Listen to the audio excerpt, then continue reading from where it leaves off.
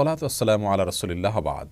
সুপ্রিয় দর্শক, আজ আমরা কোরবানিকে ঘিরে কমন 10টি প্রশ্নের উত্তর জানার চেষ্টা করব ইনশাআল্লাহ তাআলা। সর্বপ্রথম যে প্রশ্নের উত্তর জানব তা হলো ভাগে কোরবানি দেওয়া প্রসঙ্গে। ভাগে কোরবানি দেওয়া নিয়ে আমাদের অনেকগুলো প্রশ্ন আছে, যেমন ভাগে কোরবানি দেওয়া জায়েজ আছে কিনা, জায়েজ থাকলে ভাগীদারদের সংখ্যা বেজোড় হতে হবে নাকি জোড় হলেও চলবে, কেউ পশু ক্রয় করার পর ভাগীদারের সংখ্যা বাড়াতে পারবেন কি না। এর সংক্ষিপ্ত উত্তর হলো যে গরু এবং ওট বড় পশুতে ভাগে কোরবানি দেওয়া যাবে এবং সর্বোচ্চ 7 জন ব্যক্তির তরফ থেকে গরু এবং ওট যথেষ্ট হবে। এটি সংখ্যাগরিষ্ঠ উলামায়ে কেরামের মত এবং এটি দলিলের দিক থেকে সমৃদ্ধ এবং বিশুদ্ধতর মত। আর কোরবানি ভাগীদারদের সংখ্যা বেজোড় হতে হবে এমন কোনো বাধ্যবাধকতা নেই। জোড় বেজোড় যে কোনো সংখ্যক ভাগীদার হতে পারবেন সর্বোচ্চ 7 পর্যন্ত। তবে একটি ভাগ একাধিক ব্যক্তি নিতে পারবেন না বা একাধিক ব্যক্তির তরফ থেকে একটি ভাগ হতে পারবে না। আর কোরবানির পশু কেনার পর কেউ যদি ভাগীদারের সংখ্যা বাড়াতে চান তাহলে সেটি তিনি করতে পারবেন। ধরুন দুজন মিলে কোরবানি করবেন বলে পশু ক্রয় করেছেন, তৃতীয় আরেকজনকে তারা যুক্ত করলেন, এটি জায়েজ আছে। দ্বিতীয় প্রশ্ন হলো জবের সময় যাদের পক্ষ থেকে কোরবানি করা হচ্ছে তাদের নামের তালিকা পাঠ করা আবশ্যক কিনা।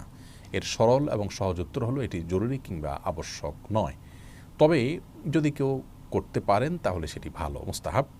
সহিহ মুসলিমের হাদিসে বর্ণিত হয়েছে রাসূল করিম সাল্লাল্লাহু আলাইহি সাল্লাম তার কোরবানি পশু জবাই করার সময় বলেছিলেন, বিসমিল্লাহ আল্লাহুম্মা তাকাব্বালহু মিন মুহাম্মদ ওয়া মিন আলি মুহাম্মদ ওয়া মিন উম্মতি মুহাম্মদ। যার অর্থ হলো, আল্লাহ আমি আপনার নামে এটি জবাই করা শুরু করছি, আপনি এটাকে কবুল করুন মুহাম্মদের পক্ষ থেকে, তার পরিবারের তরফ থেকে, তার উম্মতের তরফ থেকে। এই জন্য কোরবানি যাদের পক্ষ থেকে করা হচ্ছে জবের আগে তাদের নামগুলো উল্লেখ করে, নাম পাশাপাশি বাবার নাম এভাবে যদি উল্লেখ করা হয় অমুকের সন্তান অমুক, এরকমভাবে সবার নাম উল্লেখ করে যদি বলা হয় আল্লাহ সবার তরফ থেকে আপনি কোরবানি কবুল করেন, এরপরে পরিচালনা করা হয়, এটি মুস্তাহাব, এটি উত্তম, জরুরি বা আবশ্যক কোনো বিষয় নয়। তৃতীয় প্রশ্ন হলো কোরবানির গোশত ভাগীদারদের মাঝে যদি অনুমান করে বন্টন করা হয় সেটি উচিত হবে কি না। এর উত্তর হলো না, এটি উচিত হবে না, বরং যথাসম্ভব পরিমাপ করে সমান হারে সবার মধ্যে বন্টন করা উচিত এবং কর্তব্য। এটা অনুমান করে ভাগ করা উচিত নয়। 4 নম্বর প্রশ্ন হলো গোশত কয় ভাগ করতে হবে, 3 ভাগ করা আবশ্যক কিনা। এর উত্তর হলো যার যার ভাগের গোশতকে তিনি 3 ভাগে বিভক্ত করে বন্টন করা বা ব্যবহার করা এটি মুস্তাহাব।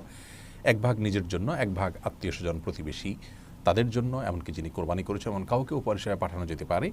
আরেক ভাগ হলো গরিব অভাবী দুঃখী মানুষদের জন্য। কিন্তু এই 3 ভাগ করাটা জরুরি কিংবা আবশ্যক নয়, এটাকে হেরফের বা কমবেশ করাতে কোনো অসুবিধা নেই। 3 ভাগে করতে পারলে উত্তম এবং ভালো। আপনি চাইলে গরিবকে একটু বাড়িয়ে দিলেন কিংবা প্রতিবেশীদের জন্য একটু বেশি রাখলেন কিংবা আপনি নিজের জন্য একটু বেশি রাখলেন, তাতে কোরবানির কোনো অসুবিধা হবে না।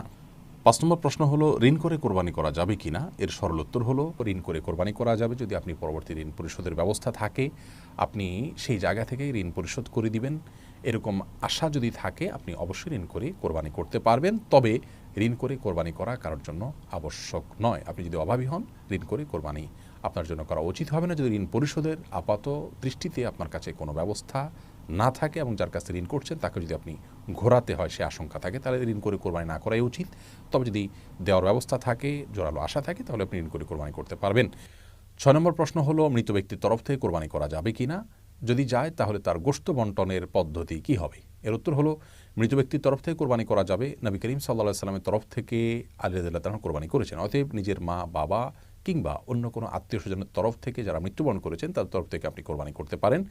আর এই কোরবানির গোশত বন্টনের বিধান হলো যিনি মৃত ব্যক্তির তরফ থেকে কোরবানি করছেন যার অর্থ দিয়ে এই গোশতটা তার, তিনি এটিকে তার মতো করে ব্যবহার করবেন, 3 ভাগে ভাগ করে নিজের গোশতের মতো করে এটাকে বন্টন করা মুস্তাহাব। আর যদি কোনো ব্যক্তি মৃত্যুর আগে ওসিয়ত করে যান কোরবানির জন্য তাহলে সেই কোরবানির গোশত আবার সম্পূর্ণটুকু দান করে দেব গরিবদেরকে। এটা তার ওসিয়ত যারা প্রতিপালন করেছেন তাদের হক নয়, এটা গরিবের হক। 7 নম্বর প্রশ্ন হলো কোরবানি পশু নিস্তেজ হওয়ার আগেই অনেকে চামড়া ছেলা শুরু করেন, রক কাটা শুরু করেন, এটি জায়েজ আছে কিনা। এর উত্তর হলো এটি সম্পূর্ণ গুনাহের কথা। এমনকি জবের পর অনেক সময় কসাইরা চাকু দিয়ে খোঁচাতে থাকেন, এর ফলে কোরবানির পশু স্বাভাবিক মৃত্যু না হয়ে অস্বাভাবিক মৃত্যু হতে পারে, যার ফলে পশু খাওয়া পর্যন্ত হারাম হয়ে যেতে পারে। এই জন্য চাকু দিয়ে জবের পরে খোঁচানো উচিত নয় এবং নিস্তেজ হওয়ার আগে চামড়া ছেলা কিংবা রড কাটা সম্পূর্ণভাবে না জায়েজ কাজ। সহিহ মুসলিম হাদিসে আসছে পশুর প্রতি অমানবিক না হওয়া প্রয়োজন ছাড়া, সেজন্য এটি করা যাবে না। 8 নম্বর প্রশ্ন হলো অনেক সময় দেখা যায় বুড়ি পরিষ্কার করতে দেওয়া হয় এবং যাকে দেয়া হলো তাকে বলা হয় যে এটা পরিষ্কার করার পর তুমি কিছু নিয়ে আমাকে কিছু দিও, এটি জায়েজ আছে কিনা? এর সরল উত্তর হলো এটি জায়েজ নাই। কারণ নবী করিম সাল্লাল্লাহু আলাইহি সাল্লাম কোরবানির পশুর গোশত যারা প্রস্তুত করেন তাদেরকে কোরবানির পশুর গোশত দিয়ে কোনো কিছু দিতে নিষেধ করেছেন, সেজন্য এটি জায়েজ নয়। আপনি হয় সম্পূর্ণ বড়ি কাউকে দিয়ে দিবেন, অথবা তাকে দিয়ে পরিষ্কার করার পর তাকে টাকা দিবেন, বড়িটা আপনি নিবেন, কিন্তু পরিষ্কার করার বিনিময়ে কিছু বড়ি তিনি নেবেন, এটি জায়েজ নয়। ৯ নম্বর প্রশ্ন হলো অমুসলিমকে কোরবানি গোশত দেওয়া যাবে কিনা? উত্তর হলো অমুসলিমকে কোরবানি গোশত দেওয়া যাবে, কোনো নিষেধাজ্ঞার ব্যাপারে নাই।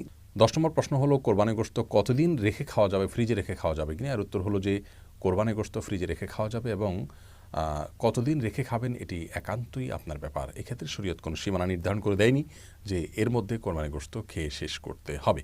আল্লাহ তাআলা আমাদের সকলকে প্রতিটি ইবাদত সঠিক এবং শুদ্ধরূপে সম্পাদন করার তৌফিক দান করুন। আসসালামু আলাইকুম ওয়া রাহমাতুল্লাহি ওয়া বারাকাতুহু।